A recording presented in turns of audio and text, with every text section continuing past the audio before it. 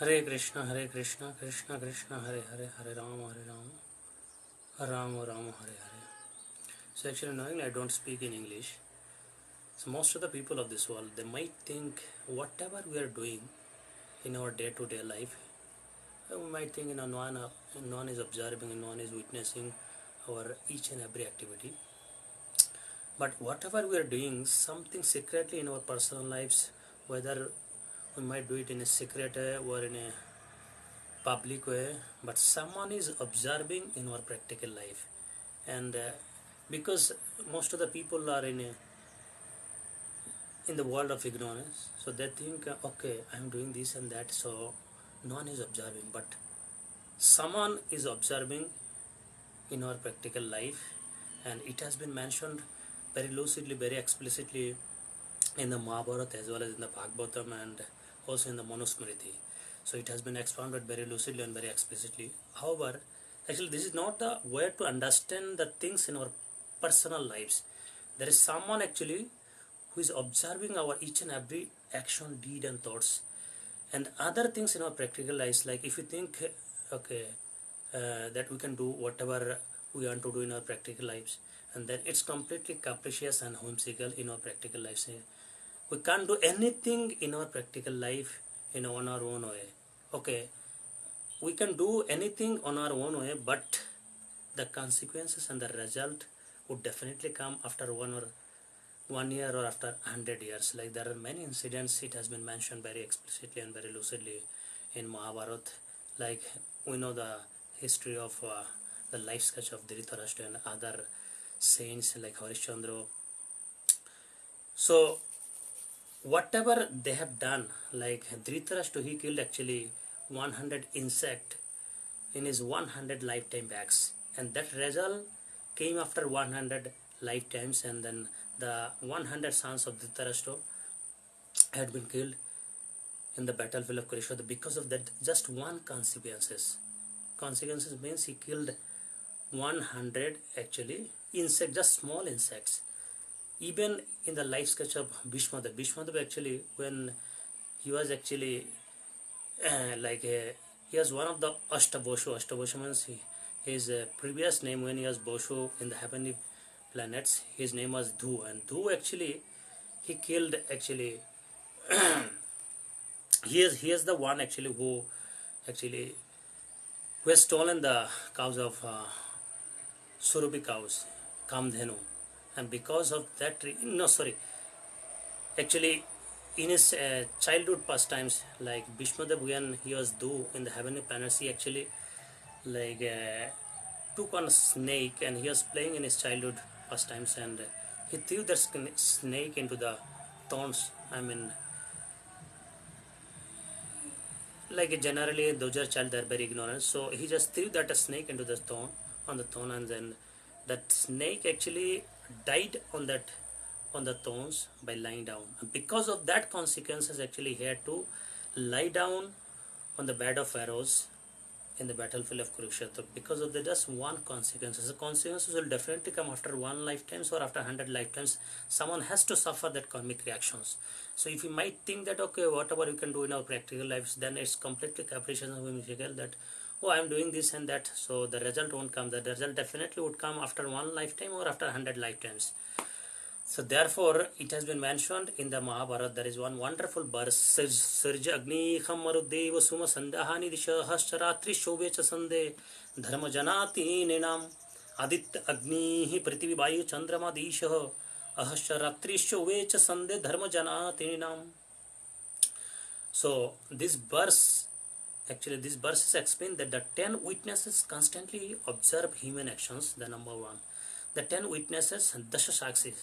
The number one is called Surjo. The sun sees everything during the day. And number two, Agni, fire. Fire represents, everywhere as energy and sacrifice. And Akash and space, ether. So the medium through which, in which everything exists. Actually, Akash is the thing, is recording each and every activity, our each and every action, deeds and thoughts, everything. Like atoms also when vanishes and merges back again, everything in the space as well. So space through which the medium in which everything exists. And Marut, Vayu air, actually the moving element that pervades life. And Deva, Dhu, heaven, actually divine force, is called it's called actually divine forces, so celestial beings observing karma. Our each and every action, karmana deva netreno, our each and every action is being observed by divine forces. And Suma, Chandra, moon actually witness of the night and mind. Moon actually the presiding deity of our mind is actually moon. So moon actually witness of the night and mind, and these show directions. All direction actually surround us. So the day, the time when actions are performed, that's called actually the day. So number 8 and number 9, Ratri 9, witness of hidden or secret acts. And then Sandhya Dharma. So twilight of the principle of dharma, the moral order that actually records all actions. So that's called dharma. So number 1, Surya, the sun. Number 2, Agni, fire. And number 3, Akash, space, ether. And number 4, Marut, Vayu, air. And number 5, Deva, Dhruva, heaven, divine forces. And number 6, Suma, Chandra, moon. And number 7, Disha, actually directions. And number 8, actually Aha, day, the time when actions are performed. And 9, Ratri, night. And 10, Sandhya. So the idea is profound. It has been expanded here. And nature actually itself is conscious of our actions.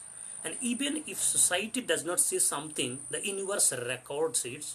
And our karma is never lost because these cosmic witnesses stands as observers.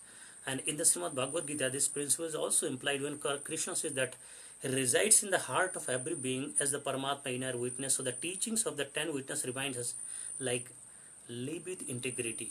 Even when someone is alone, like okay, we are in front of everyone and everyone is observing, so we are very honest and in front of everyone. But in our secret life, in our personal lives, whatever we are doing, that's actually the real life. Because at that time we should think that someone is observing, and that the observer is that's witness is Paramatma. Paramatma is witnessing each and every moment, each and every action. He is observing our each and every action, each and every deed, each and every thoughts. So if we think and in this way that someone is observing, and even what to think after 5 minutes, if someone think like this, that someone is observing and recording our, decoding our each and every thought even, then he becomes actually aware.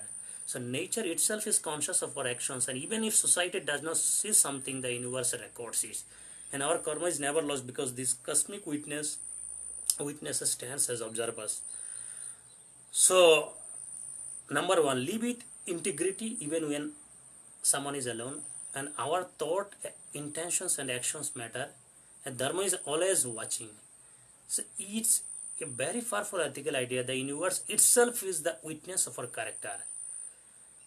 So in this way, like there is a professor over there at Harvard University, his name is called Mr. E. Wilson, and he did research on ecology as a preeminent ecologist for many decades. Do you know what did he research in regard to human being? He says, imagine if all human beings are wiped off from this planet of Earth, even if there is not even a single human being on this planet of Earth, what would happen to this Earth planet? He says the Earth planet will benefit immensely, and the global warming will be repaired back, and the degenerated rainforest will be regenerated, and the extinct species will be revived back, because physically we human beings are the most unwanted species for this planet of Earth. We are not at all required for this Earth planet, because human beings are the only species that are destroying their own species. No other beings are destroying their own species.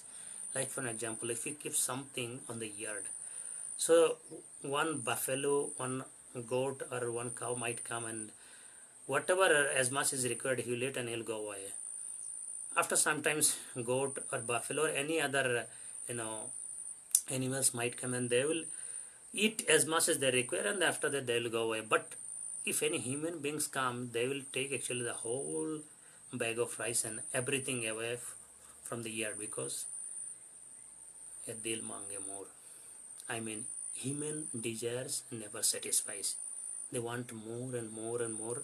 If they have 2 cars, they want 4. If they have 4, they want 8. So in this way, their demands and desire will are ever increasing and everlasting. They never, human desires never defy. So that's what that professor says. Actually, human beings are the only species that are destroying their own species. No other beings are destroying their own species. So therefore, we should think that whatever you do in our personal or secret life goes unnoticed. Even if society does not observe our actions, the consequences of our deeds are always present in future.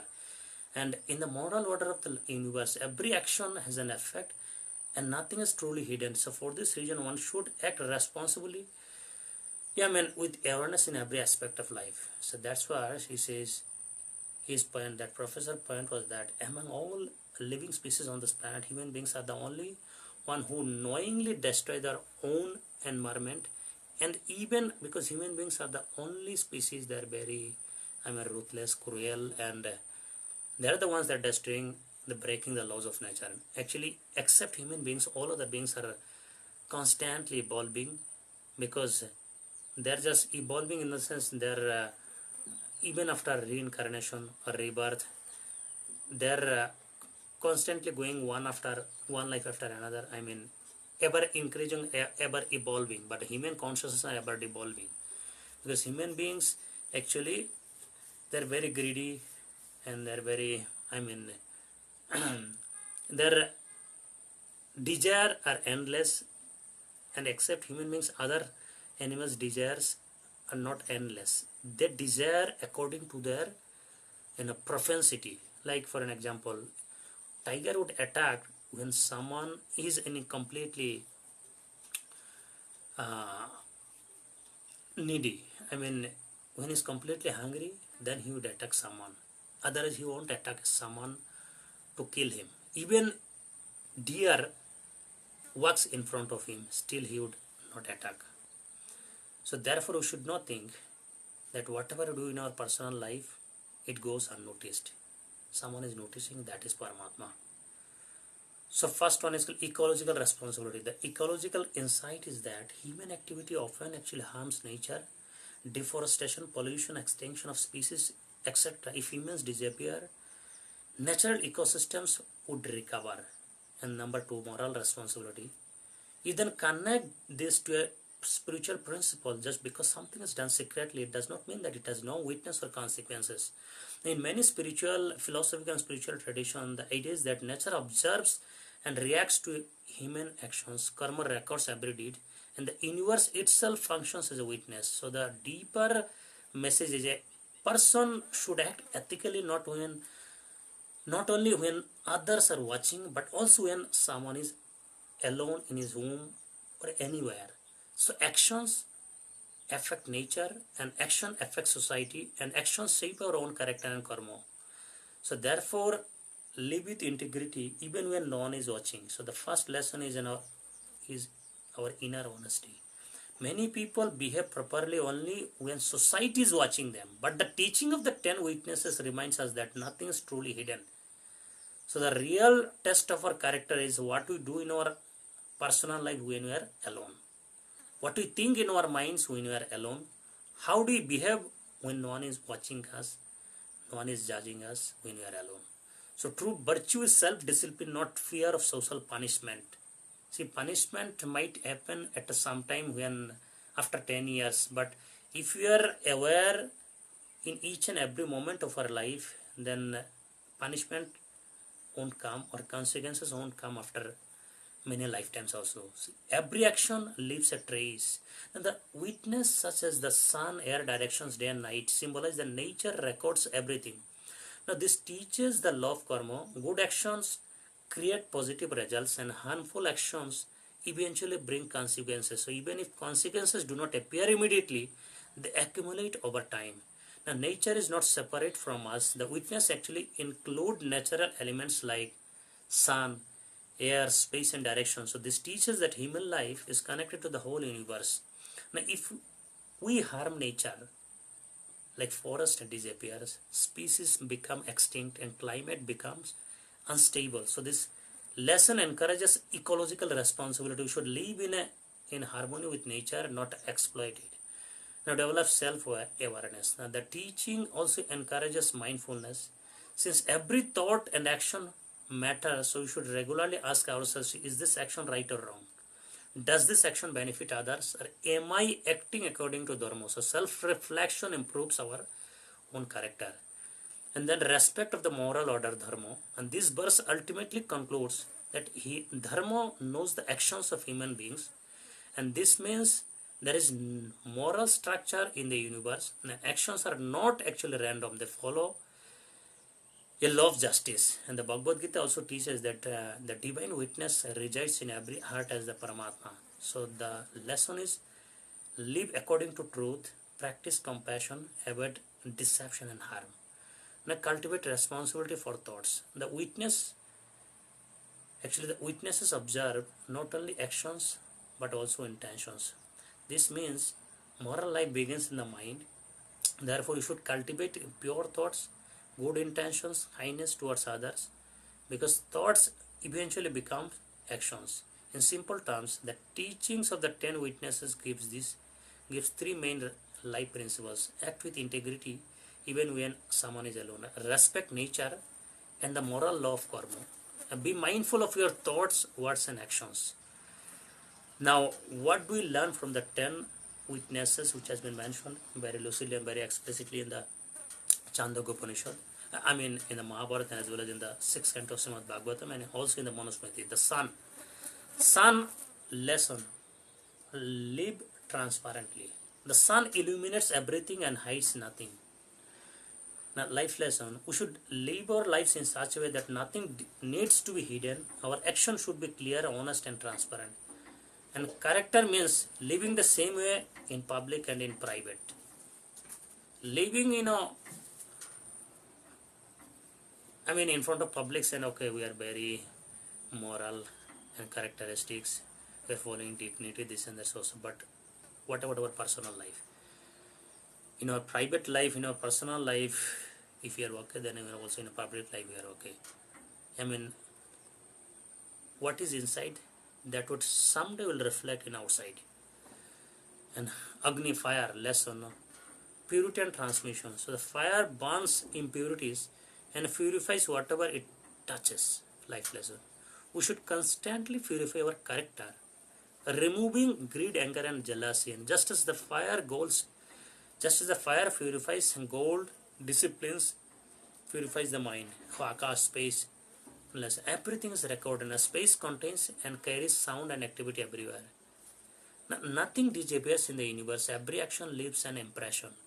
This reminds us of a karma. Every action eventually produces a result.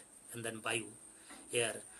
The lesson, action spreads everywhere. Now air moves everywhere and spreads fragrance or odor. And life lessons, our action influences others, and good actions spread actually inspiration, and bad actions spread harm. So we should create a positive influence in our society. And number 5, Chandra.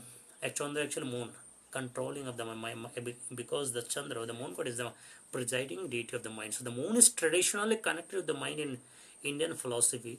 So our mind must be calm, balanced, and controlled. If the mind is uncontrolled, even a good person can act wrongly. Disha, directions. So the world is watching, and the direction symbolizes the entire world around us. Our reputation travels far beyond us. Actions today shape our people. Remember us tomorrow. And then 7-day lesson. Use time wisely. Now day represents actually activity and productivity. Life lesson. Human life is short, so we should use time for a meaningful work and growth. Wasting time is wasting life. Ratri, night. The character is tested in private. Night symbolizes the time when people think no one is watching. Our real character appears when we believe we are completely alone. And true morality means doing the right thing even in darkness. Sanda, twilight. The twilight lesson is called self-reflection. The twilight is a transaction between day and night. We should regularly pause and reflect on our actions, and traditional cultures practice morning and evening reflection or prayer for this reason. Dharma, moral law. Now, justice is inevitable. Dharma represents the cosmic law of justice. Even if no human judges sees our action, just in the universe is unavoidable. Now, good deeds bring peace, harmful deeds eventually brings suffering. So the overall message: live honestly, respect nature and society, control mind and behavior, reflect on our own actions, and the universe itself is a silent witness to human character. So these are the 10 witnesses actually, who is constantly observing witnesses our each and every actions in our practical lives, in our personal lives.